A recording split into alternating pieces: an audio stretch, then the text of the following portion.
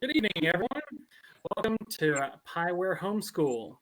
Today we have Lindsey and James here, and they're going to work with us on how to collaborate with between your drill designer and your arranger and program coordinator to have a great show. Lindsey, could you give us a little introduction about yourself? Yeah, sure. I am currently serving as Legends Drum and Bugle Corps drill designer. This is my, sixth or seventh year, losing track at some point. But I'm also using this season to expand a little bit and work as the visual design assistant with Carolina Crown. So there, summer gigs, there's definitely a whole lot that we do, both together and separate in the fall and winter. I've recently moved to Atlanta, where James has been for a while. And so together we're working on a lot of projects down here with Walton High School, with part of the Atlanta family, U2, their ensemble, and even some winter guards. Where we share some soundtracks that he creates and guards that I stage. Wonderful. James, could you give us a little bit about your background? Yeah, so I'm a music arranger and audio guy in the Atlanta area. I'm the front ensemble arranger and sound designer at Legends Drum and Bugle Corps. I'm the audio caption head for Carolina Crown. From 2013 to 2016 or 17, I don't remember which year, I was the front ensemble arranger and sound designer for Atlantic Quest. I still do their second group, Q2. I am the full music arranger for Walton High School in Marietta, Georgia, as well as a lot of other high schools in the Atlanta area. All right, well, that's wonderful. It's nice to have y'all on. Well, let's take a look at how we can make a good program just collaborating together. Yeah, so within a lot of the groups that we work with, we all have very, very different design teams. So whether that's just in the case of Q2, we have like Alan Sears is the battery writer, we have James and myself, and that's largely it, just those three folks. But in terms of some marching bands and drum corps, there's way more people who have varying responsibilities. So we just kind of wanted to chat about how to navigate some of those things and how to make the best out of all of the worlds for everyone that you can. Just because we simply do work together quite a bit, that we have a little bit of insight into how different design teams are working and things that have helped us individually. Being married, it definitely helps that we can have that casual conversation in the kitchen of, hey, I need 4 more counts here, or you need this additional music here. But aside from that, there's definitely some things that we've noticed communication-wise, and how to create a cohesive design that everyone can be happy with. Wonderful.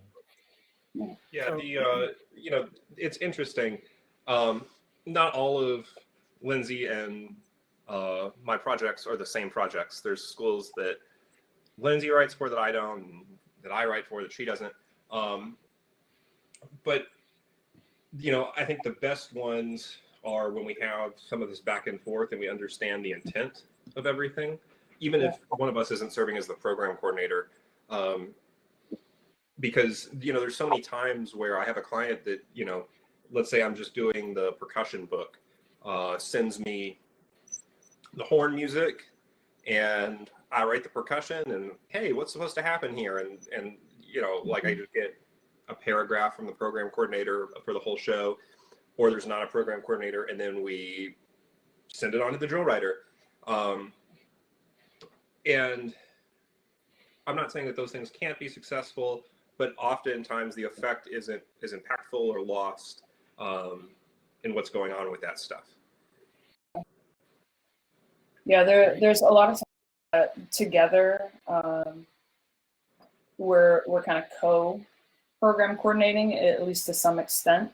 But in the case of Walton specifically, he serves as the program coordinator and the music arranger for winds and front ensemble and electronics. And there's a lot of dynamics that change when just communication is very, very open and very clear about what the intent is. And even some experimental stuff. I don't know if everyone can see the window that I currently have open, but this is a drill set from Legends Drum Corps this past year, and our show was called Song of the Siren, and what the audio team wanted to kind of experiment with is having some speakers set around the entire field to get the experience of sound depth, as well as, obviously expansive coverage, and being able to take a sound that was recorded in the front sideline and have it played back from the back sideline to get the feeling of being underwater. And those sort of things have really, really fun for us to work through some of those collaborative ideas of, how can I make his audio gig super interesting by, placing these members in the right place so that this underwater effect can be created. And it wasn't exactly the most interesting thing for me, but it was a little restrictive in some ways, but we had to be very careful of where the cabling ran on the field to be able to get to all these speakers, so that it did restrict where we could go on the field, because we had thick cables that were running from these speaker pods on the field itself. Didn't really change a whole lot of what we were doing, but it was a huge consideration that I, as a drill writer, wouldn't necessarily immediately think of, like, oh, these cables need to run exactly here to get to these pods, so I can't write past the 5 in this particular area. So a lot of that, like just simply audio and drill writer collaboration has been really fun, even aside from the music arranger or program coordination stuff. Even before, like, some of the logistics of the set you're looking at, when we sat down as a design team for the first time, we wanted to we had like 3 kind of goals: to try and trick people's ears to have things sound distant, to try and make the sound design and even some of the live parts fool your ear as to where they're coming from. So there was times where there was a soloist. If you could see on the 5-yard line on side 1, there was a soloist that would stand over there, but their sound would come out on that back side 2 speaker between the 20 and the 25. And also have most of the aural experience match the visual experience. And both Lindsey and I are big believers that, if no matter what happens, if your ear is guided to the pit where you hear the sound, it takes away from the visual. Mm-hmm. So Lindsey and I spent weeks going over, like, okay, where can I put speakers on the field? Where can this go? Okay, can this go here? And there's some audio math to do, and some like score study, like, okay, can we make this happen? But the set you're looking at, right? And there was 6 across the front as well. That could not have happened had Lindsey and I not spent a long time looking at the score. Even though, I was writing the score, but looking at the score, looking at the visual ideas, and how can we squeeze all of this into a good space? Because, those speakers they seem pretty far back, but I mean, we at times were like, oh man, we need to move this out a little bit more. We need to move this in a little bit more. That changes how some of the technology of it works, but also just the musical effect. And Lindsey can kind of talk about how he arrived at that. Yeah.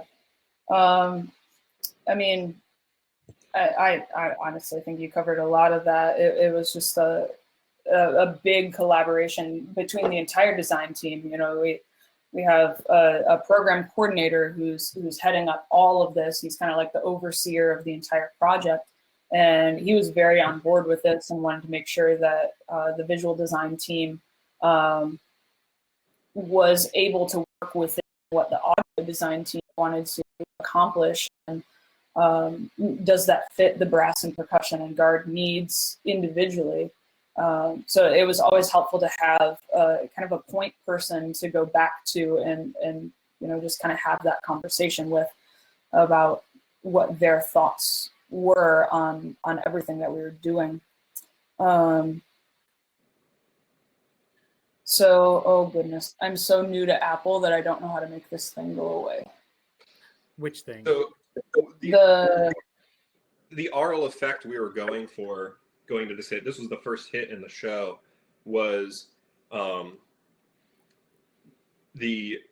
all of the sound design was coming from behind the core proper on the field up until this moment where it all rushed up to the front. So it sounded like waves crashing into the audience.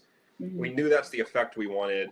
And we knew that it had to move from on-field audio to the front.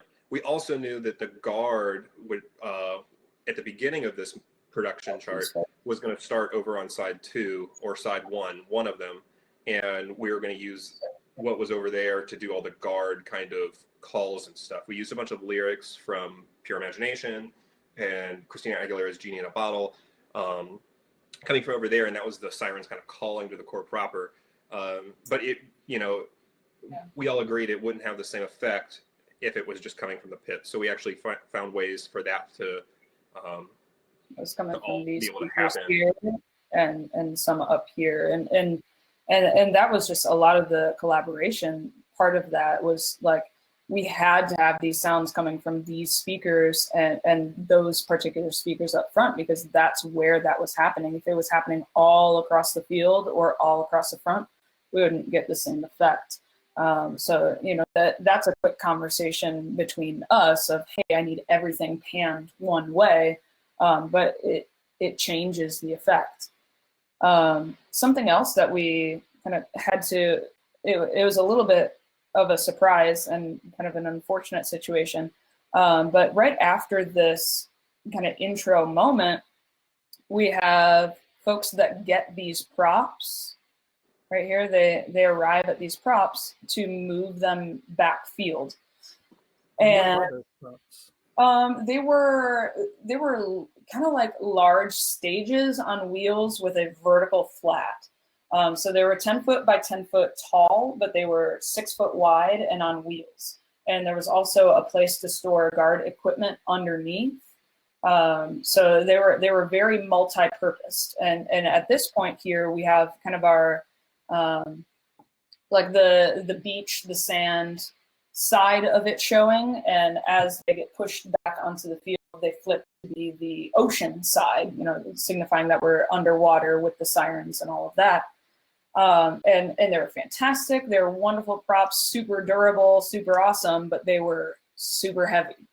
And so what we found out was moving them from this original location to where we eventually wanted them back here took way more counts than we had originally planned.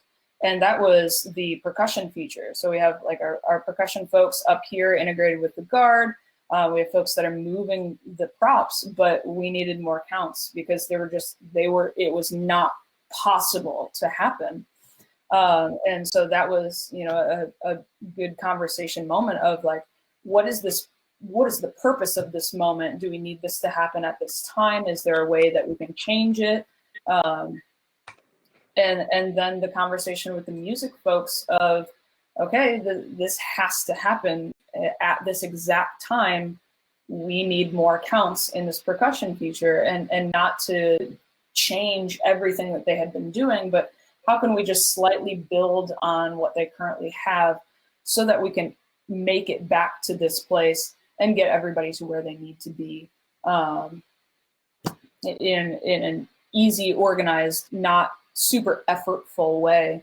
And I don't think I reflected those counts in this drill file because it happened during spring training.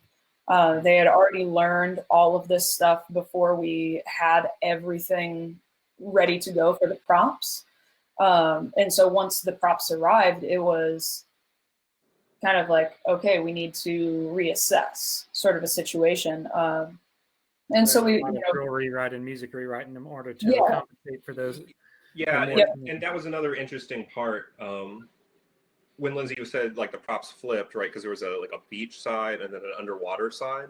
Right. The moment that they flipped was built into the sound design and the pit book. So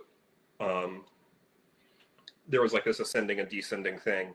And when that moment happened, and we knew we wanted to have it in the show, I didn't write that chunk of music until we kind of knew the count structure for the drill. So that was something that was kind of a skeleton of like, it's probably going to be about these notes in the pit book, and it's going to be some kind of sound like this.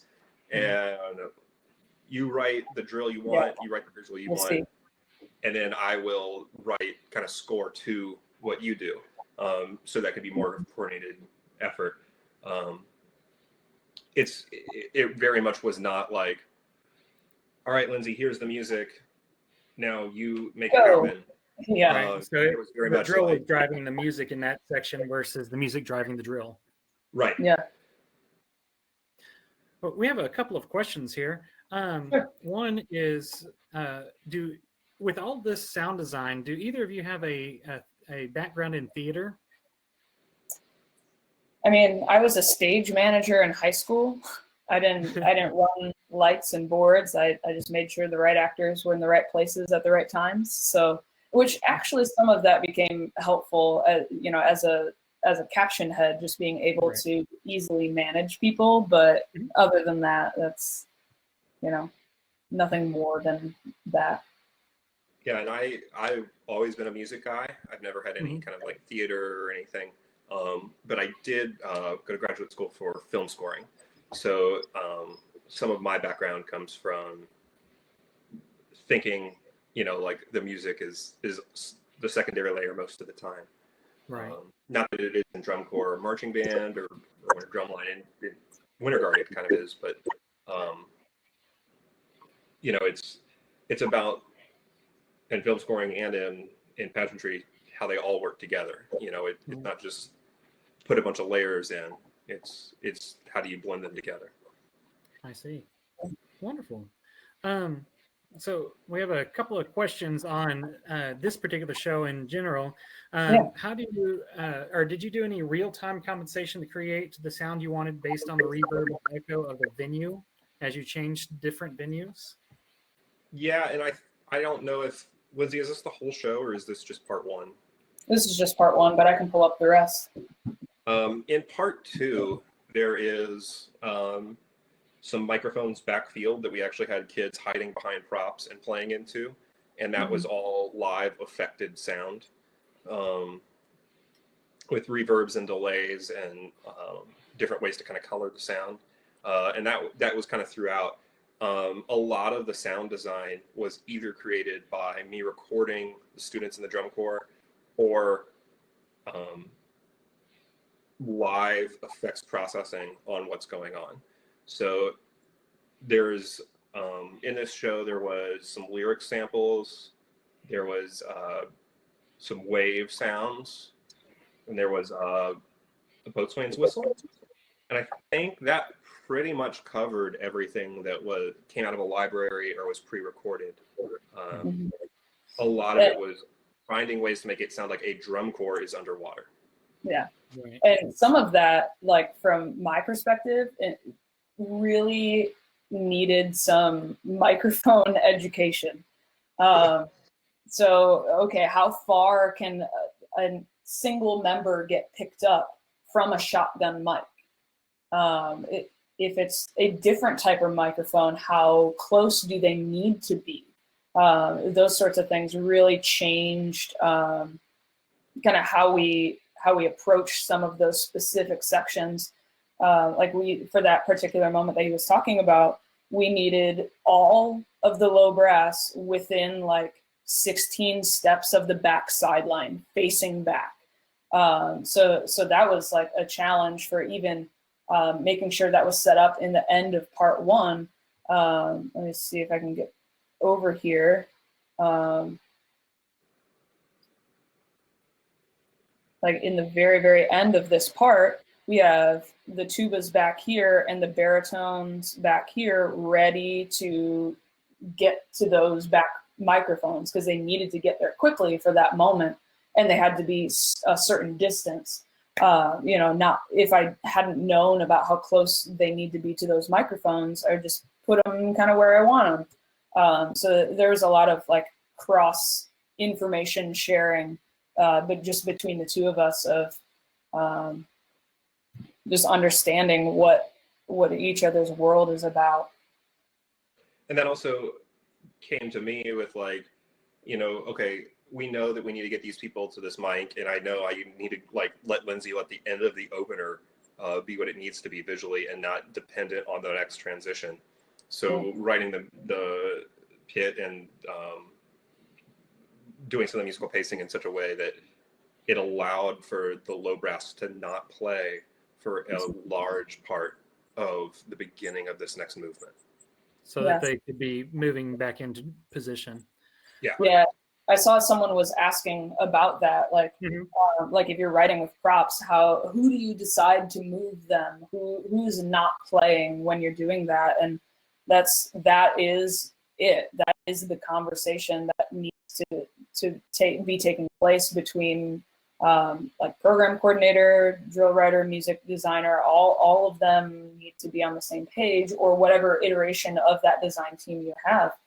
So that okay, the flutes are going to be the ones that are moving these props. They can't play at the beginning of this movement, and they can re-enter at this point. So the music writer isn't making their part the most important in that point of the music, because they won't be in it. They can't be in it. And not making those decisions forces less than ideal situations to happen, where your drill writer is just pulling out random kids to move things, so you lose a couple of every section instead of pacing that in and programming that in as a part of the production. Right. The more we work together, the more I realize, especially if I'm writing the Wind book, and we'll talk about Walton in a little bit, I'm the one that chooses who moves props, whether I mean to or not. Yes. And that's if you're considering having props, like I saw somebody had a question about like, for a small band, would you recommend props?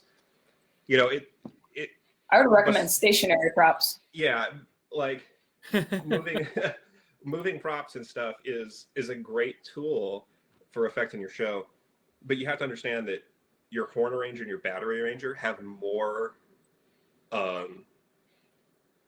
hands on the outcome of how successful that will be than your drill designer does. And if there's not a line of communication there, you're doomed. If I, so we'll talk about Walton here, but if I write just full 2D wins for 64 counts, that's 64 counts of people can't do stuff, plus however long it takes to transition to and from it. Yeah. What the arrangers do definitely dictates what at least to some degree, what the drill designers can and can't do. Like if your winds are playing all of the time, they're probably going to be marching and doing some kind of choreography all of the time. It doesn't leave a whole lot of wiggle room for give and take and play and anything like that. So even if there's a moment in the show that you're like, I want this section to not be playing, that needs to be communicated so that they can make sure that is set aside. And what's kind of difficult you know, I've worked with a lot of small bands too. I love writing for small bands, but a lot of them use like prearranged, pre-purchased music books, and that's totally fine. You can do some great things with that, but don't be afraid to cut some music out of it. Like, do you really want everyone playing all the time in that moment, or could that be just a woodwind moment that gives the brass a chance to do something different visually, to highlight the brass musically later? I think cutting up prearranged books is a great way for bands on a smaller budget to really maximize some of their programming potential without having all of the people resources that maybe some other programs do have. That could give you the flexibility to isolate people who could then move props if you're a smaller band. Yep. Yeah, and I mean, I honestly, I really think having like some sort of stationary but interactive props for a smaller band is probably the best bet for folks who are dealing with, you know, under 100 or so type of numbers. You know, something that can frame the field and make the stage that you're working with a little bit more manageable. You're not trying to go goal line to goal line. You shouldn't. You have 50 wins. That's ridiculous. But being able to kind of create a scene. There's a show, I don't unfortunately have the drill pulled up for it right now, but there was a show that I did with a group in Michigan, Goblin Heights. And it was like a circus show. And so we had like different acts happening at different stages. Like this one's the strong man, and this one's the man with 3 heads, and this is the clown on the tricycle. And so we created those different stations within a smaller environment, and we interacted with those different moments, and that created an intrigue section of 45. So there's a lot of ways to adapt all of these things to smaller ensembles, for sure. Let's see here. We have a handful of questions that I want to catch up on here. We touched on moving props, how to choose who moves them, and how to get them back in their spot. Is there, with a smaller ensemble, do you recommend a number of props, or how to make that small ensemble feel larger? Yeah, I think just in some way framing the space that you're intending on using, you know, going only 8 steps behind the back hash is perfectly fine. And what's kind of cool with smaller groups and potentially stationary props is that also creates easier guard transitions. Schools that probably have a guard of less than 15, guards that need all of the members out pretty much all of the time. You don't have transition time. You just need everyone to do essentially everything, and how to make that smooth and effortless and not make it look like a herd is going to the props to change equipment and then come back on. That creates some opportunities there for the guard to have equipment staged behind those individual props, especially if some of them are pulled even farther forward as far as the front hash. That's an easy transition for anyone who might be eventually going to a weapon. They're probably going to be up front in the next segment, so they can quickly transition either front sideline or to that front prop and kind of create a little vignette with, you know, even if that's 4 or 5 weapons, that's still a good transition that's happening, drawing focus into one area while maybe the flags transition after that. But it just kind of keeps everything a little bit closer, so it's not essentially a show of transitions. You can actually create moments. Circling back to the last drill that you had open, you said you had to work around cabling. Did you have any of the guard or band members interact with the speakers, or did you really steer away from the back areas? With the speakers, the only times that folks were around them, we had some guard transitions that were near them. just because they were so tall, and some of them that were closer to the front were really wide. So it provided kind of that additional place to do a transition. But as far as the musicians, the only other time that they were near the speakers was if they had a solo that was being run through an affected mic. Like we had a trumpet duet that was happening spread across the field. So we had one that was on the front hash on the 5-yard line, and then someone who was on the front sideline on the opposite 35, and facing opposite directions. And so their sound was never heard as a trumpet sound by the audience. It was heard as an affected underwater sound through the speakers. So those were really the only times that we were near them. But we did have cables that ran from like the front hash all the way to the back sideline on both 5-yard lines. So that did create a little bit of a boundary for me, not wanting to put younger performers in the situation of needing to worry about stepping over and around cables. You know, just kind of creating a clean marching slate for them. We just steered clear of all of that. And just use whatever other open space was available, which was a lot, but it was definitely something that we had to keep in mind, for sure. And even with the drill that I have pulled up right now, this is Walton High School from this past year,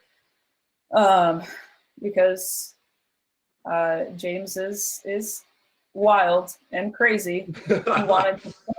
He wanted to put 4 individual front ensemble pods spread across the front sideline. So we have an abundance of percussionists, very well trained, and they're very, very well versed at dealing with spreads of that magnitude. We had some in-ear monitor situations that I'm sure he can explain, but that was another consideration that we had up here, was that we had cabling that was running from these individual front ensemble pods to speakers. And these folks in purple up here are all guard members.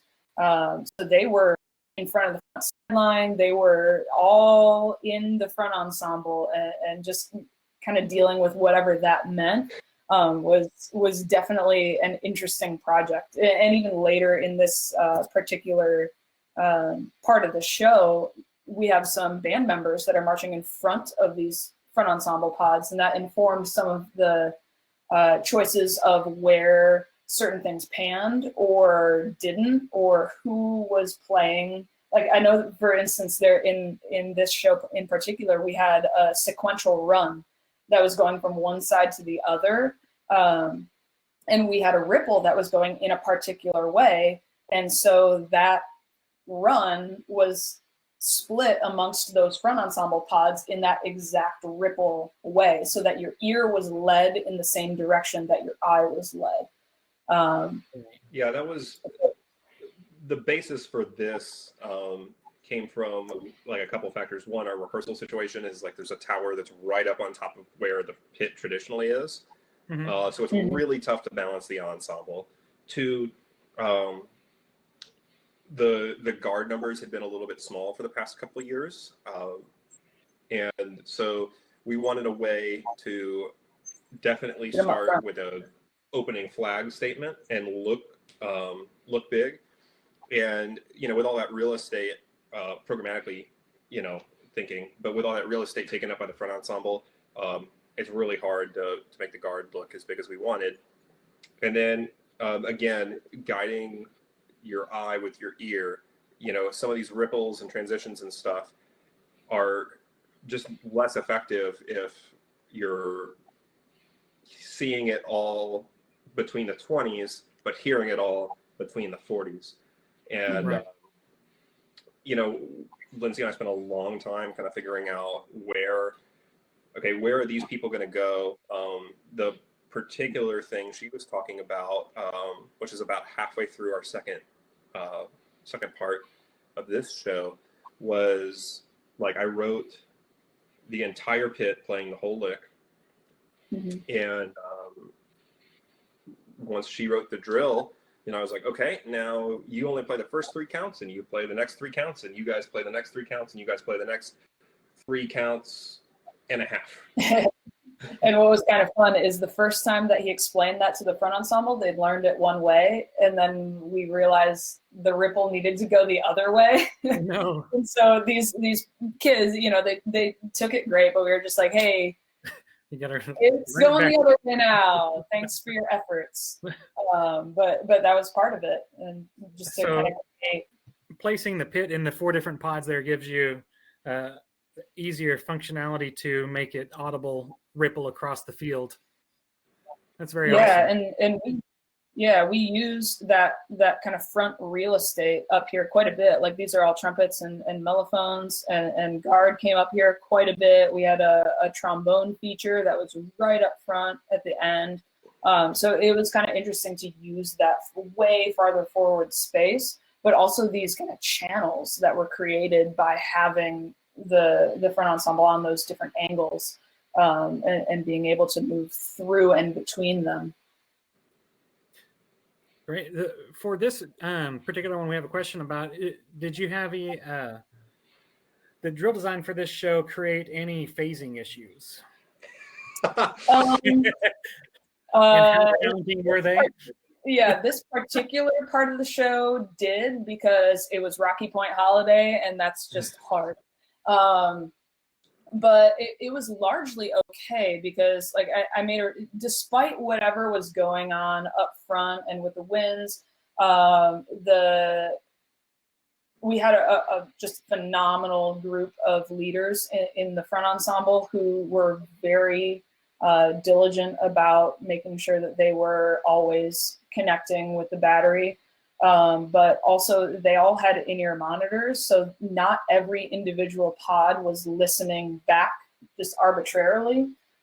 James had a specific, I don't even know what was it the drum set that was going through largely? Center marimba drum set. Since it was very different, but I guess that brings up another point. Is like, so we're collaborative and we're here teaching this every day, right?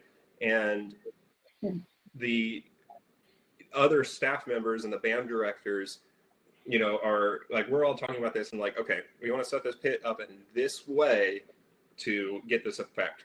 How do we make that happen? What techniques do we need to employ? What rehearsal strategies do we need to employ to make that happen? And sometimes those rehearsal strategies were that, the 3/4 of the pit was with me in sectionals, and 1/4 of the pit was down working on, 32 counts of music with the woodwinds for ensemble timing. But a lot of that rehearsal strategy and those conversations with band directors, with the rest of the staff, and between Lindsey and myself, got baked into how the show was written. Right. And we already had, the pit had experience playing with in-ear monitors. We already had a lot of experience, and honestly, I wouldn't say there was any more phasing issues early season than your typical band. Your typical band would have. It was just, there's different ways you have to solve it at that point. And a lot of thought and care kind of went into what are the issues going to be, how do we mitigate them. But actually, I want to pull up one that I wasn't even thinking of before. Well, while we're talking on that as well, how did you, with the in-ear monitors, how did you coordinate the use of those? So that's a whole can of worms. We'll get into some of that. But essentially it was like, we would rehearse the group if we were in subsectionals. It was really only the front ensemble that had to have them, because the band is used to not playing with what they hear and playing on the hands, or which was a large part of our basics program, was making sure the band really understood what it meant to play and move on the hands, and not just their ears. Yeah, we wouldn't rehearse with them for sectionals because the acoustic balance of player to player is still really important. It was just an ensemble, and there's a lot of like wizardry that has to go on to make sure everything's perfectly aligned. But essentially it was, it's a lot of math. That's all it is. And with Walton or Legends, I'm fortunate enough that I've been there a long time, and the culture of electronics thing isn't something that's crazy. So that's also part of our strategy for doing some of these things is like, we know, okay, the kids can handle this, they can set these things up, they know how to work all of this gear. And that's why we can do some of those things. But like, it's all about collaboration between Lindsey and myself, the band directors, the rest of the staff, the guard designer. You know, it all works together.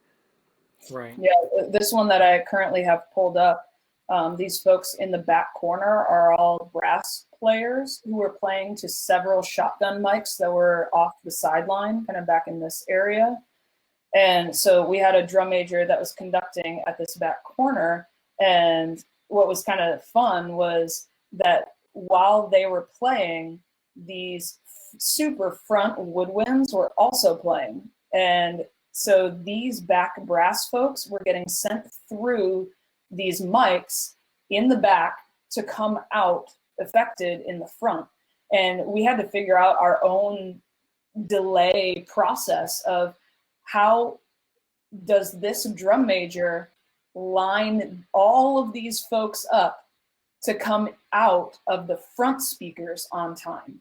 Yeah. And it just happened to be like about an eighth note, and it worked perfectly well. We just made sure this drum major was ready and able to conduct a full eighth note ahead of our head drum major so that these folks could play with the hands that they were singing, but come out of the speakers in time. Yeah. It was trial and error for sure, but it was one of the most beautiful moments of the entire show.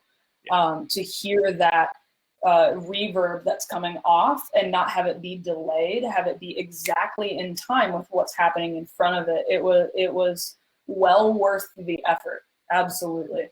And it didn't really take that long for us to kind of figure it out. You know, we're well versed enough at electronic things that we know it's going to be delayed, so we need to conduct ahead. How far ahead? And that was really it. What the final solution kind of came down to with this is it was the woodwinds stopped playing, the vibraphones kept playing, and it was just that side 35 to 45 chunk of the pit playing. Yeah. So the one vibraphone player just was nodding his head to the pulse he was playing. The front drum major conducted with him. The back drum major conducted an eighth note ahead of her, and the brass played on the hands. But that, like, again, we knew that was going to be a process. The riskier things we were attempting in the show. Right. With all of that taken into account, the different venues and all the different acoustics there, how did that affect each show? Did you have to make a lot of changes on the fly in order to make it sound like you wanted, or? It was just, for me, running the soundboard, it was just about, like, honestly managing reverb and managing EQ and balance, just like I would for any other kind of ensemble. Like, use your ears. If it sounds too ringy, take some reverb out. If it sounds too, high pitched, use your EQ. It's just the same as any other group, I would say. Right. And Jason's asking about wireless. No, I do a lot of wireless management to get rid of that, but there's also a lot of redundancy built into everything we do. So. Mm-hmm. Great. Well, a couple things here. We had a question about when you're wanting the group to sound like they're underwater. Lindsey, how do you visually show that they're underwater, or go with the sound being? How do you visually create that? We had a lot of like choreography moments getting into and out of those things. A lot of sequential sort of ideas, like kind of like the droplet in the water ripple effect sort of idea.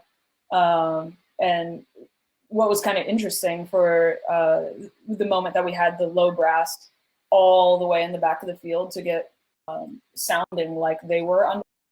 That was the exact moment that all of the props converged and blocked any view of them at all. So that was kind of fun to not see them, but to hear them, but see other people who need to represent what they are producing sonically. So that was also during that kind of trumpet solo duet moment. So a lot of the trumpets, the rest of the trumpets that weren't involved in that moment were kind of the visual motif of just ripples going through all of it, some forms that were very gradually shifting to look like waves crashing. That's sort of an idea. Right. You had explained you're getting people in position while moving props, and that was during the transition between pieces. Yeah. Is there anything that you can suggest for going in between pieces, how to make the transitions between the pieces of music fluid? Making sure that the end of one piece sets you up for success for the beginning of the next piece. Like, I would never just write part one and send it to a band, because I don't know what part two is. I don't know what you need next. Are the mellophones about to be featured and I just put them in the back corner? Or do the trumpets need to move the props and they're nowhere near them? So a lot of that thinking ahead really helps those transition moments not feel like transition moments, like where everyone just scatters to the wind, does their job, and now we're doing band again. You want it to feel as fluid and organic as possible, to not call attention to the fact that all of these things are happening, but being able to draw your attention and focus somewhere else for some other thing. So say the trumpets need to move all the props. Cool, we're having a mellophone feature here with the alto saxes and the sabers up front that detracts our attention from the movement that's happening elsewhere with the trumpets. There's ways to kind of work through that process. And that's kind of what I was talking about with the end of Legends in part one, that I showed, like, we needed the low brass to get back there, so they couldn't end up in front. They had to be as far back as possible to set them up for what they needed to do next.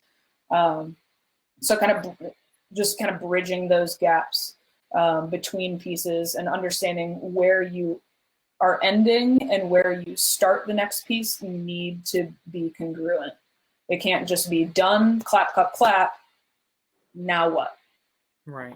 There always has to be an idea that connects all of it. A lot of that starts with me too, like in, assuming things go in a positive direction. We were talking about like Walton's Fall Show this past week, and the order of events. Lindsey and I never really think about shows as like part one, part two, part three. It's a series of moments and themes. Yeah. But we were talking about the second part of the show, and there's 5 kind of key things that are happening, and I don't want to give too much away because I'm sure there's kids watching. But there's 5 key things that we wanted to happen, and like 2 of them involve full band, and 1 of them involves the upper brass. And the upper brass thing definitely needs to be staged in a very different way than the 2 full band things. So thinking about that, I can't write a full band thing and then that upper brass thing right after it. One of the other events has to be in between. Right. And then again, one of the other events has to be in between, and then the other full band thing. Not giving too much away to whoever of our students may be watching. But like one of them involves specifically the mellophones. Okay, are the mellophones not written into one of those full band moments? Do we make another mid voice more prominent to kind of take over for what the mellophones will be lacking, because they need to be getting set up for this next event that is way more important than this full band? We don't need them there. And granted, that's speaking from a place of a large band, which I know is not the case for everyone. And there's ways to work around all of that, but it's definitely a consideration that we do not need them in every full band moment. And there are some things that other members do later that are more important than play. Right. I think that one of the worst things as a music arranger I can do is write a lot of 2D ensemble, whether that's 2D band or 2D percussion or 2D woodwind or 2D brass. Because it just hems in the visual design so much. Not only is it just bad music writing and it kind of takes away from interest and color, but it just hems in the visual design so much that all of the cool things that you're thinking about when you design your show become impossible because the kids have to play the music that's on the page. And whether it's a big band or a small band, there's very few 2D moments because of that for me. So we have a question here. What kind of discussion do you have with the director about the level of the group, a level of their group and their performance? So let's say you're dealing with a band that you may not have one-on-one. To know like how I get a lot from watching previous shows, what they've been previously asked to do and how well they achieve that gives me a lot of information about where they are. But obviously conversations with the band director about where their skill level is, what techniques have they learned, like do they do a whole lot of choreography? If so, is it while they're playing? Is it not? Is it strictly lower body? Do they know how to jazz run? What is the largest step size that they can viably handle while they're playing? And some of that doesn't really change a whole lot. Like high schoolers are high schoolers, even from the highest achieving to the lowest achieving band, they're still 14 to 18-year-old kids. So there is still a range that they'll likely be able to achieve within. But yeah, just having those conversations about what they've done in the past, where the program is headed, where they want it to go, and taking steps to get there. Something that has been personally really, really enjoyable for me is with Legends. I've been teaching them since 2014. And at that time, the visual technique wasn't super strong amongst the entire drum corps, and they weren't necessarily being always pushed in the right ways and taught in the right ways to get them to achieve everything. And so that was something that the visual staff and I really, really honed in on. And, I've been really lucky to be able to write the drill for Legends as well as teach them. So I know exactly what they are and aren't capable of doing. So I know who to write to do what. I know who T9 is. I know that kid's name. I know where he goes to school, So there's some good, really good aspects of that. But we kind of scaffolded what they were asked to do and what they were able to do throughout each and every year. So when I first started teaching in 2014, they didn't really have a whole lot of extended step sizes, or like the playing while moving was still pretty limited. It was still in a growing phase. And then in 2015, that was my first year writing the drill for them, and we added one set of jazz running. Oh no, there were a couple more, but there was one while they were moving and playing, and that was the focus. We are going to get this, we are going to teach it right, we are going to nail it. And those kids did great with it. And we retained a lot of that membership into the next season. And so obviously not everyone. So it's not like we're starting with an entire veteran. We still had to do quite a bit of teaching the following year, but we at least had members who were acquainted with the ideas that we brought up the year prior. And that's just what we've been doing year after year.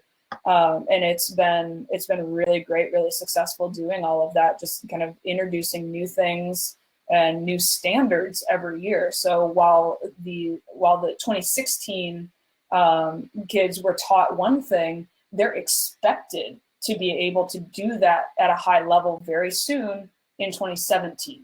And then it's just an absolute given that you can do that in 2018. So it's been really cool to be a part of that growing process and kind of just building that year after year, and just choosing what do we think is going to be the next important thing in the growth of the visual program.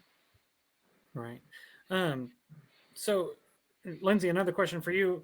Yeah. For groups that you may not be working with James on, how do you approach your writing style or concepts with someone that you may not have as much collaboration with, or if it's someone that you don't have the connection with, how do you deal with writing? And I'm not literally married to.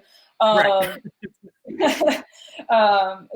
I think having a design document is probably the most helpful thing that you can have. Like, whether that's as simple as like an Excel spreadsheet that says these 8 counts, the woodwinds are playing, and we want the guard to do this. You know, just some place that everyone can reference back to. Here's what we're talking about. Here's what's happening. So no one is getting confused about things as the season goes on, as everything kind of progresses. I think that is an easy way to establish really good communication within a design team, and just having kind of that point person. You know, you would hope that you could have some type of program coordinator, but if that's not possible, there does need to be someone who is kind of like the decision maker. Is that the band director? Is the band director feeling good about making program decisions? Does the band director feel like they can make guard decisions? Do we put that on the guard designer? Do we have the drill writer make those decisions? But just kind of having some of those conversations early on in the process is super helpful as you move forward, because there will be disagreements. That's part of the process, to not always agree with each other. That's how some really great ideas come about, is disagreeing with one another, talking it out, and finding the best solution. But in the end of the day, there does need to be someone who's making the end decision. Right. But yeah, just kind of approaching it initially as a full group effort, I think is really helpful, and just being open to putting your ideas out there, and also open to having your ideas rejected and having someone say, I don't think that's the best choice. Here's what we should do instead. Yeah, I think that's one of the easiest ways to stay, connected. Yeah. Based on all of your different groups, do you find yourself, either you or James, in the program coordinator seat a lot? More so James than me. I'm a doer. He's a thinker. Okay. Well, fair enough. He'll give the ideas, and I'll be like, "Cool, let me at it." I can do that. Yeah. He's the ideas person for sure. Right. Well, James, on that, let's just talk a little bit about going from the ground up. Is it something that you come in when designing a show? Do you come in with a idea in mind? How is that built? Obviously massaged at some point. It's all different. So for all of the groups that I'm pretty closely associated with, I usually come to the table with an idea. Legends is a little bit different, because with Legends we have so many designers, and I'm not the program coordinator, and that's really collaborative. So this coming year is year 6 of me working there, and year 7 of Lindsey working there. And I don't think the same person has had the initial idea for the show there. In the past 6 or 7 years, it's always been a different person, always come from a different place. That said, some of that with those kind of groups is just about being able to think on your feet, and like, okay, so if we're going to do a show about this, here's 10 cool ideas, and often I'll like sit and think for a week and just have a notebook or a notes app or whatever and write down all my ideas. And then if it's something that like I think is kind of band cliche, just delete it right away. You know, like, yeah, we're not doing the seasons. We're done right, with that. exactly. I don't really want to play Medea, you know, or Fly to Paradise. You know, nothing against those pieces. It's just I've heard them a lot. I'm already sick of them.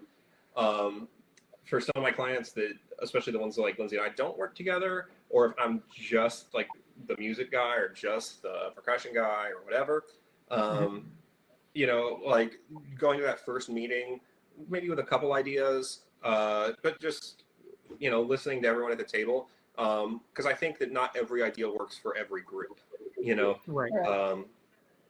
Not saying that every group can't do every style, but some styles come easier to other groups.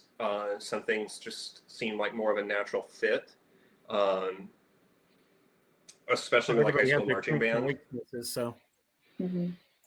Yeah, and this particular show that I have pulled up was an indoor show, you know, rest in peace WGI 2020, but this was Q2's show, and James came up with this idea. Yeah. I don't know, did you see like a video on the roller coaster? Like, I don't the even Q2 know. 2020 show was one of my favorite ideas from this winter. And you know, like I said, with my groups, I usually come in with a concept or two that are pretty strong, and I thought about a lot. This one. But this one was it based off of some viral marketing for a roller coaster in the UK that I had seen. The roller coaster, it was called the Smiler, and it was about this kind of dystopian government agency that, rather than fix the world, because it was kind of crappy, just force everyone to smile and force everyone to be happy through like medical treatments and brainwashing and stuff. And I had watched this video about the viral marketing of this, and the thing that stuck out to me was like this old British scientist just kind of talking to people. That was most of the marketing. Like so if you were watching this marketing, you were the subject, and that kind of connected with me, and I knew that, you know, I'd like to do that with video, so we ended up having a bunch of TVs in the show, and I also knew that I wanted to use Smile in the show. And then it kind of grew from there, and we ended up using a couple other fairly well-known songs. Most of the stories told through either video or lyrics. Yeah, and what was pretty cool for me was like writing staging to those videos. So like having to have the discussion with battery members, like percussionists. How do you feel the rhythm of words and move to those specific things? So we started every video with greetings from the Ministry of Joy. And so we there's a specific rhythm to that, and there's a specific pause to everything. And this entire opening sequence that I'm kind of going through, where they like went to their chairs and moved them out, and all of this was all to the video. It had no like other metric time to it. And that was really fun for me to think like, okay, I have like 3 seconds to get from this place to that place. Pyware doesn't work in seconds; it works in counts. So you kind of have to like kind of work on the fly, and we had to change a couple things. Like, you know, I thought like I didn't write it in here, but at some point I thought we would arrive on a certain word, but it had to be a couple words later because we just needed a little more time to get to those chairs. Or we could move something a little earlier to make an event happen better later. So that was a really fun chunk in here. And while it was super simple, you know, we're just going from this like tight pod, go to your chairs, move your chairs, and everyone enters. You know, it seems really simple, but it was like 30 seconds, and it was all cued to words. And so they had to really understand the pacing of all of that. And that was a really fun kind of collaboration. Like I wrote the script to it, but we had another guy, like an actor, who did the video for it. And then James did some like video and audio effects to it to make certain words longer or shorter or shake a little bit more with the video screen. And so we tried to like mirror those things. So while the script originated from me, it went through James, through an actor, back to James, back to me, then to the kids before it actually got on the field. So that was a really fun part of this project. Yeah. This was actually a really interesting thing to work on, and shows you how collaboration between music design, electronics, and visual design really works together, because the videos were all going to have some amount of soundscape under them. And I'm not, so Lindsey was saying I'm the idea guy. She is the words person. Yeah. Like, she's the words person. So I kind of told her what I'd like the general message to be. She wrote the script. And then early January or late December, I don't remember which one, we got the actor in, got him recorded. And, because of the nature of WGI, especially independent groups, we didn't have the TVs until the beginning of January, until enough gets paid. So we were just kind of trusting each other a lot with, like, I would leave space in the music, like counts, for the video. And we kind of had some stuff, and then we got the video and I edited it, and we sat here in my office and cool, that works. I like this one.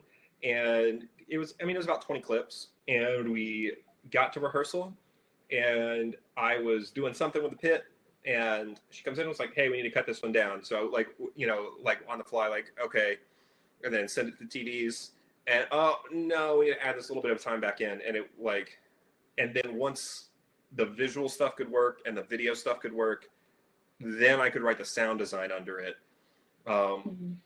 And the cool part about that was then, there was a few ripples and cool stuff, and I was able to watch the sound design and say, okay, so we spin with the chairs and ripple from side 2 to side 1 this way, so I'm going to have a cool whoosh that goes across here under that. Right. Yeah, which led to the snare entrance. So it was always about guiding your eye and your ear to the right place, but multiple methods of doing that. So even someone who is 100% visually geared, who does not know what drums are playing, they still are looking at the right place at the right time for the right reasons. And vice versa, people who are only there for the music and the drums are having their ear to where it needs to be. And so just kind of just fitting everything together. With all the changes back and forth with the music and maybe not having pieces together, Lindsey, do you actually synchronize the audio to your drill files, or do you just go in blind? A little bit of both. I'd say for indoor, it's, there's so much flex and give and take that happens. There's, with this particular group that I've pulled up, there's 22 battery members. It is really easy to just say, all right, everybody move, 2 steps to your right. Okay, that's going to work better. Go there instead. Or, hey, make this 3 counts shorter, and we're going to do something on those last 3 counts. Some of those kind of on the fly things can happen really easily in person. But for a large ensemble, I wouldn't do that at all. If you're dealing with anything more than an indoor group, then that's a lot of bodies and a lot of information to convey from one place to another. But something that has been pretty fun is that this year we actually were working on a Winter Guard soundtrack together.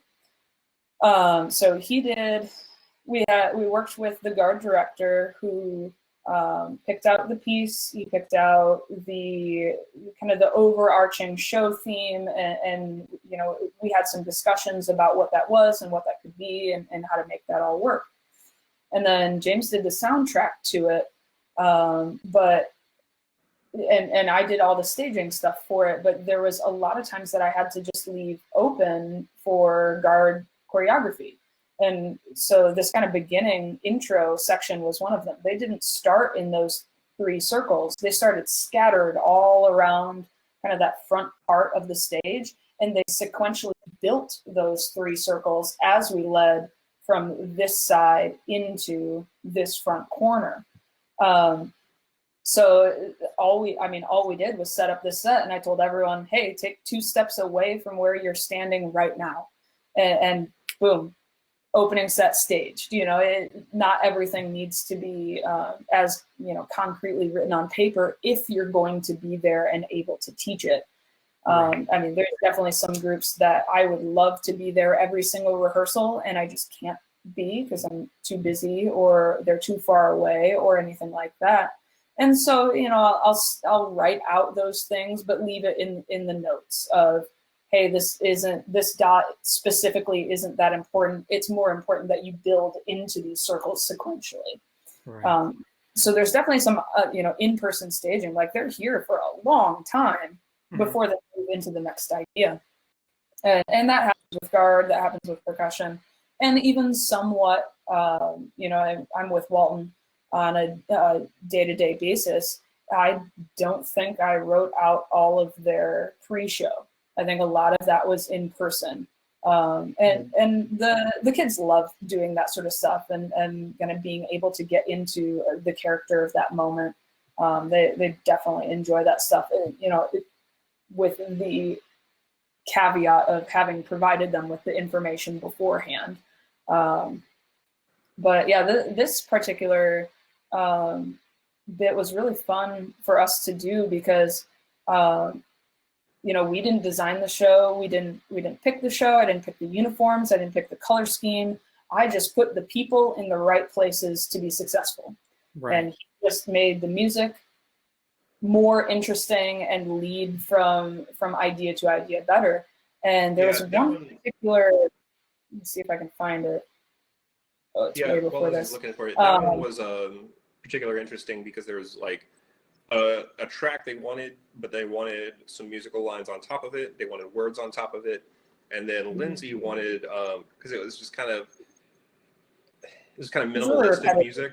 So she wanted places where it could build. So we actually did that by like creating silences or having certain words hit on certain counts. But a lot of that was, all right, we know you want this voice over here, this voice over here, this voice over here, this voice over here. Okay, well, here's the drill. Let's go watch it. And then, oh man, so this rifle catch happens over here. Let's pan that word over here and move it back a couple seconds so it sounds right when that happens. Right. And again, because color guard is such a visual activity, the visual has to drive the audio. Yeah. Right. And this particular moment was a moment that I wanted a ripple to happen from that corner through this kind of squiggle here to this circle of rifles around these props, to have just like ripple here, toss, catch, like give it that breath. But there was no such thing in the music. It didn't exist. It just kept going. It was very minimalistic, and it built, but it didn't have the ebb and flow that we were like really needing for that moment. And so I was just like, James, I need 8 counts of silence here. Like just I need this here and some kind of build into the next phrase. And so, knowing that we needed that moment and kind of that breath and pause, he was able to put that into the soundtrack, and it created one of the best moments of that show. Right. Just because we were able to edit what we were doing together. You had mentioned that you're not able to be there for all the rehearsals and everything like that. For groups that you can't be there in person or you can't be there very often, how do you decide how long is too long for a group to stand still if you're doing a visual and you don't know if there's who you have teaching the visuals there or what's happening? I think if it's longer than a musical phrase, that's too long for whatever that means. That could be, for some phrases, that could be 16 counts. For some, that could be 32. That kind of depends. But if it's longer than that, then it's just really, really repetitive. And for for groups that I know that are kind of in that situation where they don't necessarily have folks that are there day to day who can write that choreography or teach it to the kids, I often make videos of myself doing that. So I'll say, hey, this is set 20. Here is what the front row should do. Here is what the second row should do, and kind of teach it through video as if I was there.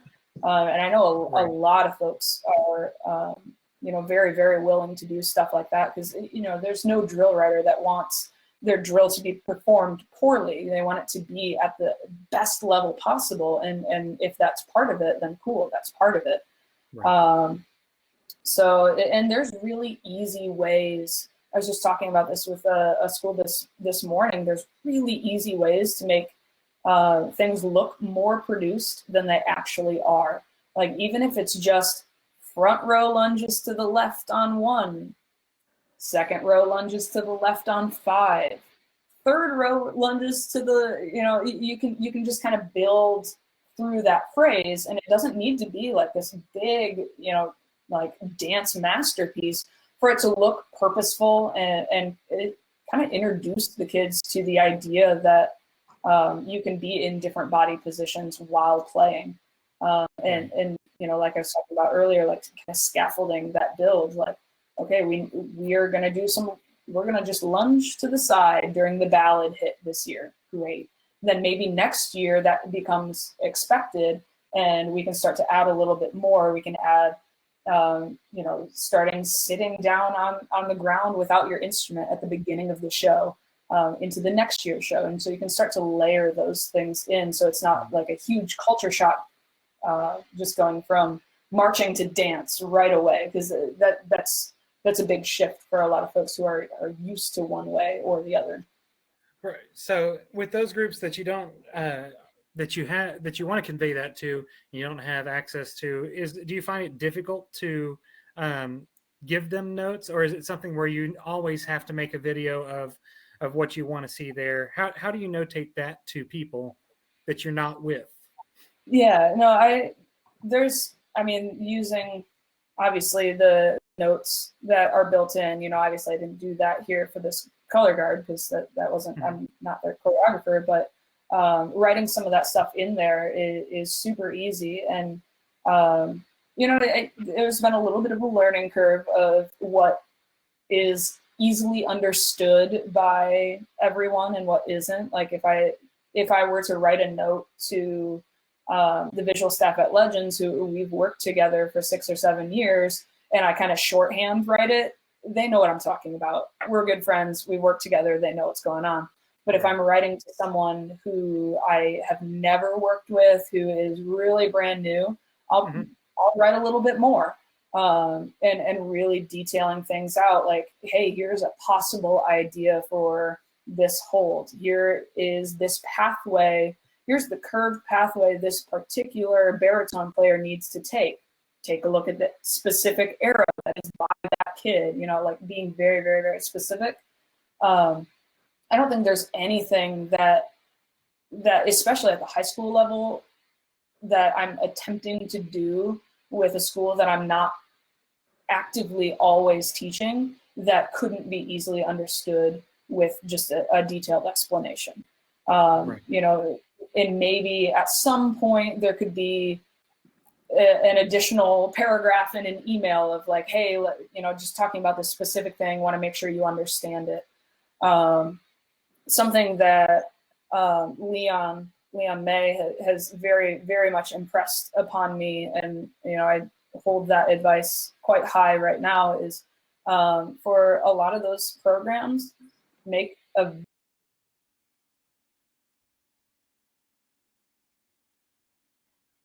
that you can, all the turns, all the tosses, all of the choreography. So then when they go back to that video, they understand what the intent is. They can see that ripple of the flag tosses that leads to that trumpet solo. And it's not a question, or if they accidentally ripple the wrong way. Like those videos can be really, really good for for folks that just are kind of starting out or are doing it a little bit short-staffed, just to make sure that the intent comes across correct and that everyone's still on the same page, assuming, after the whole design document had been talked about, that you see that video and you're hoping to see exactly what you talked about, that it's right there. Right. I think making videos for folks of the animation specifically is a good idea. Great. James, we got a couple of questions for you. Okay. One would be, what software do you use to mix your sound and your music? Okay. So if I'm writing music, I use Sibelius. Mm-hmm. And if I'm doing sound design or mixing, it's in Logic and Pro Tools. Okay. And then if I'm sending like a synthesizer file, it's in MainStage. Okay. And then there's thousands of sample libraries. Do you have favorites or any suggestions for those who might be dabbling in this?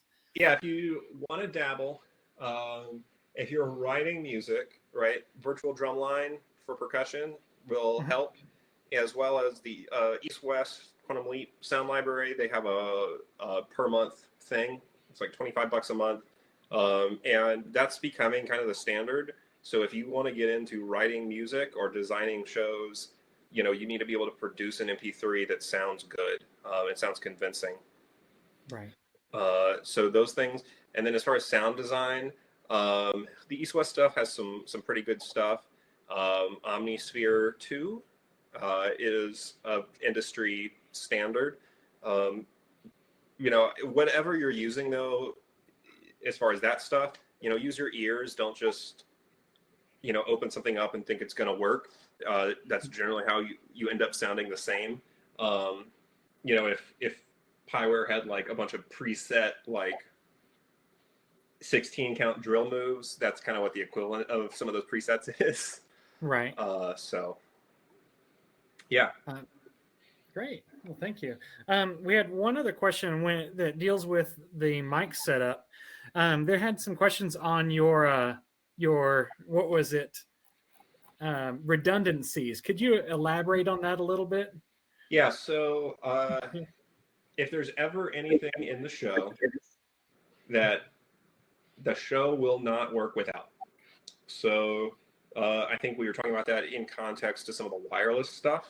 That exactly. Backfield wireless stuff. It was 3 stereo condensers backfield.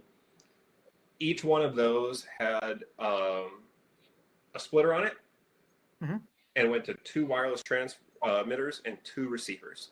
So if one on 2 separate frequencies. So if one was congested or dropped out, I still had the other one. Okay. I have redundant cabling because I use this audio over network standard called Dante Audio, but it allows for a primary cable and a secondary cable that are carrying the same data concurrently. So if a cable breaks, it just switches over to the other one. And I usually have several kind of power failure mechanisms in place as well. Great. Now, I think we're almost ready to wrap this up. We've got more of a personal side question. With y'all working together and living together, how do you balance your personal life and your professional life? We don't. Yeah, it's all one and the same. I mean, as with most band folks, your band friends are family, and your family are your band friends, and your social life is rehearsal, and it just all kind of melts into one thing. But a perfect example. Oh, go ahead. Well, I think what's helped is the perfect example right now is we moved into a house and we have separate offices. So while like right now he's next door, we are not in the same space. So I can be working on something completely separate on my headphones. He can be working on something completely separate on his headphones, and we're in enough space that that's possible. Right. So that's really nice.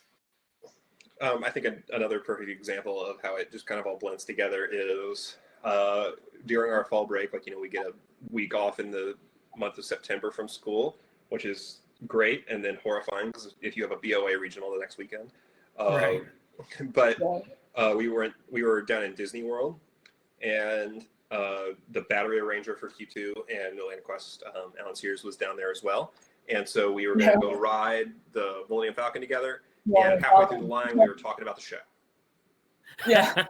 So, you know, like we're on vacation, you know, like don't think about it at all. But it really is for us a labor of love. So, you know, some people say, you know, if you do the thing you love, you never work a day in your life. And really, it's if you do the thing you love, you just never stop working. Exactly. But yeah, it really just blends together. Yeah. And I mean, we do take some good breaks from it. It's not like a literal constant thing. I mean, obviously right now we're all stuck in our houses and can't do a whole lot. He's writing some fall band music, but there's literally nothing I can do right now. So, you know, I'm downstairs twiddling my thumbs watching like Brooklyn Nine-Nine or whatever. Well, I mean, you are about to start doing like basics videos for the Walton kids. That would be made available to other people. Yeah, with this whole quarantine thing, we don't know how long it's going to last. And so schools in this area start August 1st. So our band camp is early, mid-July, which is relatively normal, but we don't know if we're going to be allowed in the building before August 1st. And so I'm planning on making basic videos for these kids who might not have a pre-band camp.